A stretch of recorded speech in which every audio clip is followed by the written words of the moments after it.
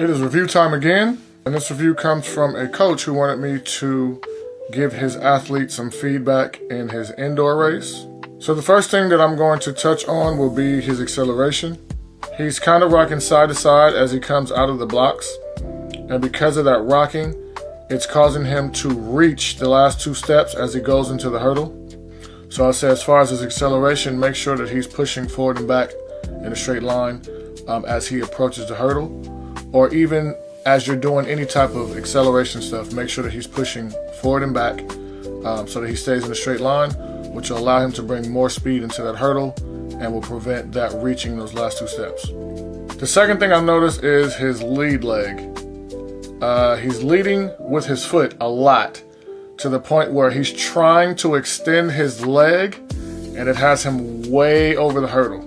So as far as his lead leg, you want to make sure that as you're drilling him, do a lot of drills, isolation drills with his lead leg, and force him to learn how to lead with his knee into the hurdle as opposed to leading with his foot and trying to extend his leg outward as opposed to leading with his knee and driving that knee and foot back down to the ground.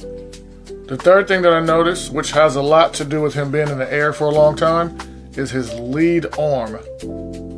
So his lead arm is really long, to the point where it's fully extended in the front, out to the side, and to the back, which is really keeping him in the air a long time. It's also affecting his trail leg. His trail leg's cutting off and it's not getting all the way back around before he puts it down. It's kind of just landing, and that is slowing him down.